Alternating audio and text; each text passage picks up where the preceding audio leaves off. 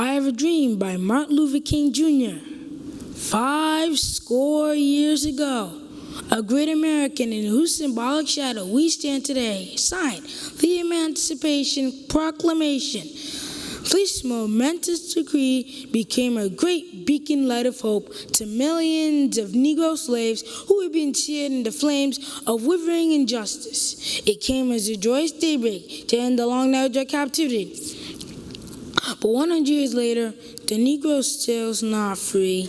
100 years later, the Negro is sadly crippled by the manacles of segregation and the change of discrimination.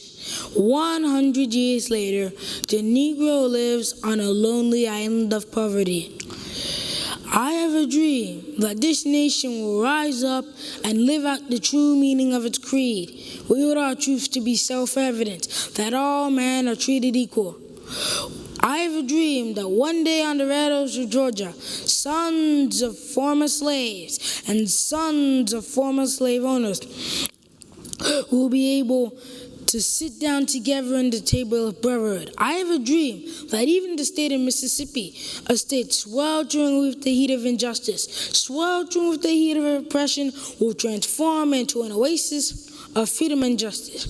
I have a dream that my 4 little children will one day live in a nation where will not be judged by the color of their skin, but by the content of their character. I have a dream today. I have a dream that one day right there in Alabama, with its vicious racists, with its governor having its lips dripping with words of interposition and nullification, one day right there in Alabama, little black boys and black girls will be able to join hands with little white boys and white girls and sisters and brothers. I have a dream that one day every valley shall be exalted, every hill and mountain shall be made low, the rough places will be made plain, and the crooked places will be made straight, and the glory of the Lord shall be revealed, and all flesh shall see it together. This is our hope, and this is our faith that I go back to the South with. With this faith, we will be able to hew out of a mountain of despair a stone of hope.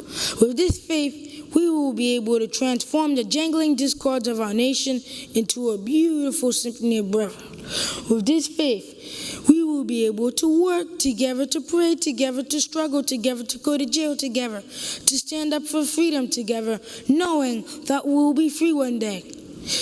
And this will be the day. This will be the day when all of God's children will be able to sing with new meaning.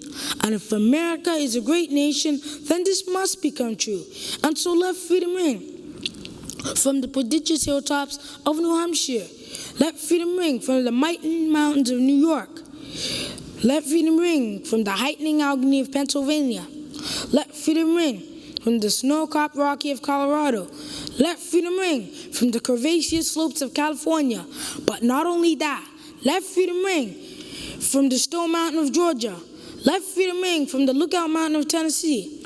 Let freedom ring from every hill and molehill of Mississippi, from every mountainside. Let freedom ring.